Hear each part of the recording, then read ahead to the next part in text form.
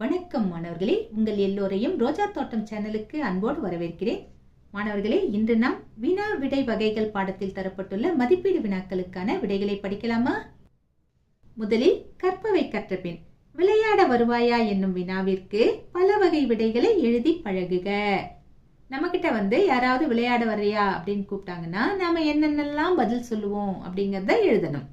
முயற்சி செய்யலாமா? கேள்வி என்ன? விளையாட வருவாயா? இதற்கு ஒவ்வொரு பதிலா பார்க்கலாம். விளையாட வரமாட்டேன், இது ஒரு விடை இல்லையா? இது என்ன விடை? இது மறை விடை, அதாவது மறுத்து கூறும் விடை. வரமாட்டேன் அப்படின்னு சொல்றது. விளையாட வரமாட்டேன் என்று கூறுவது மறைவிடை. விளையாட வருவேன் என்று கூறுவது நேர்விடை. நீயே விளையாடு என்று கூறுவது ஏவல் விடை. வராமல் இருப்பேனா என்று கூறுவது வினா எதிர் வினாதல் விடை. சோர்வாக இருக்கிறது என்று கூறுவது உற்றது உரைத்தல் விடை. கால் வலிக்கும் என்று கூறுவது உருவது கூறல் விடை. எழுத வேண்டும் என்று கூறுவது இனமொழி விடை. விளையாட வருவாயா அப்படின்னா நம்ம என்னென்ன பதிலெல்லாம் சொல்லுவோமோ அதை மட்டும் எழுதினா கூட போதுமானது. என்னென்ன சொல்றோம்? விளையாட வரமாட்டேன், விளையாட வருவேன், நீயே விளையாடு, வராமல் இருப்பேனா, சோர்வாக இருக்கிறது, கால் வலிக்கும், எனக்கு எழுதணும், இதெல்லாம் பதிலா சொல்லுவோம் இல்லையா? இதெல்லாம் தான் விடை. நாம சொல்ற அந்த விடைக்கு என்ன பெயர் அப்படிங்கறது தான் நாம சேர்த்து கொடுத்துருக்கோம். சரிங்களா? அடுத்தது மதிப்பீடு.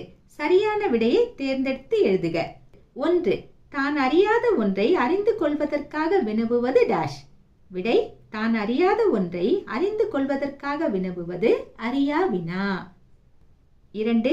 மட்டைப்பந்து விளையாட தெரியுமா என்னும் வினாவிற்கு கால்பந்து விளையாட தெரியும் என்று கூறுவது டேஷ்.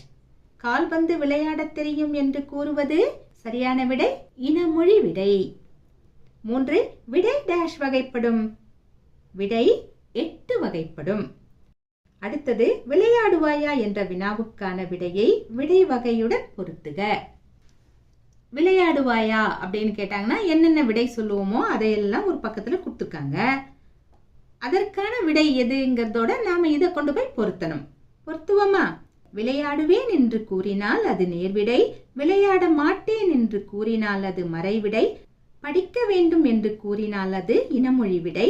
கைவலிக்கும் என்று கூறினால் அது உருவது கூறல் விடை. அடுத்தது குறுவினா. முதல் வினா என்ன கேட்கப்பட்டிருக்கு? வினா எத்தனை வகைப்படும்? அவை யாவை? விடை எழுதுவோமா? வினா 6 வகைப்படும். அவை அறிவினா, அறியா வினா, ஐய வினா, கொளல் வினா, கொடை வினா, ஏவல் வினா. அடுத்தது இரண்டாவது கேள்வி. நேர்விடை என்பது யாது? விடை எழுதுவோமா? உடன்பட்டு கூறும் விடை நேர்விடை எனப்படும். எடுத்துக்காட்டு: கடைக்கு போவாயா என்ற கேள்விக்கு போவேன் என்று உடன்பட்டு கூறுவது நேர்விடையாகும். கேட்கிற கேள்விக்கு ஓகேன்னு நாம சொல்லிட்டா அது நேர்விடை. இப்படி எளிதா புரிஞ்சுக்கோங்க. அடுத்தது மூன்றாவது கேள்வி. குறிப்பு விடைக்கும் வெளிப்படை விடைக்கும் உள்ள வேறுபாடு யாது? வேறுபாடுன்னு கேட்டுட்டாங்க. ஒரு பக்கத்துல குறிப்பு விடைன்னு எழுதிக்கலாம், இன்னொரு பக்கத்துல வெளிப்படை விடைன்னு எழுதிக்கலாம். விடை எழுதுவோமா? First point. கேட்கப்படும் வினாவிற்கு அளிக்கப்படும் விடை குறிப்பாக பொருள் புரிந்து கொள்ளும்படி இருந்தால் அது குறிப்பு விடை எனப்படும். இந்த பக்கம் வாங்க. கேட்கப்படும் வினாவிற்கு அளிக்கப்படும் விடை நேரடி விடையாக இருந்தால் அது வெளிப்படை விடை எனப்படும். அடுத்தது செகண்ட் பாயிண்ட். குறிப்பு விடை 5 வகைப்படும். அவை ஏவல் விடை, வினா எதிர் வினாதல் விடை, உற்றது உரைத்தல் விடை, உருவது கூறல் விடை, இனமொழி விடை.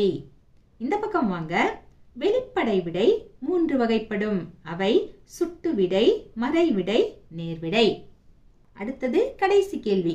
கொளல் வினாவையும் கொடை வினாவையும் வேறுபடுத்துக. ஒரு பக்கத்துல கொளல் வினான்னு எழுதிக்கலாம், இன்னொரு பக்கத்துல கொடை வினா. விடை எழுதுவோமா? தான் ஒரு பொருளை வாங்கிக் கொள்ளும் பொருட்டு கேட்பது கொளல் வினா எனப்படும். எடுத்துக்காட்டு: ஜெயகாந்தன் சிறுகதைகள் இருக்கிறதா என்று நூலகரிடம் கேட்பது கொளல் வினா. இந்த பக்கம் வாங்க. பிறருக்கு ஒரு பொருளை கொடுத்து உதவும் பொருட்டு கேட்பது கொடை வினா எனப்படும். எடுத்துக்காட்டு: என்னிடம் பாரதிதாசன் கவிதைகள் 2 படிகள் உள்ளன, உன்னிடம் பாரதிதாசன் கவிதைகள் இருக்கிறதா என்று கொடுப்பதற்காக கேட்பது கொடைவினா. மாணவர்களே, இன்று நாம் வினா விடை வகைகள் பாடத்தில் கேட்கப்பட்ட மதிப்பீடு வினாக்களுக்கான விடைகளை பார்த்தோம். நாம் வேறு பாடத்தோடு மீண்டும் சந்திக்கலாம். டாடா, பாய்.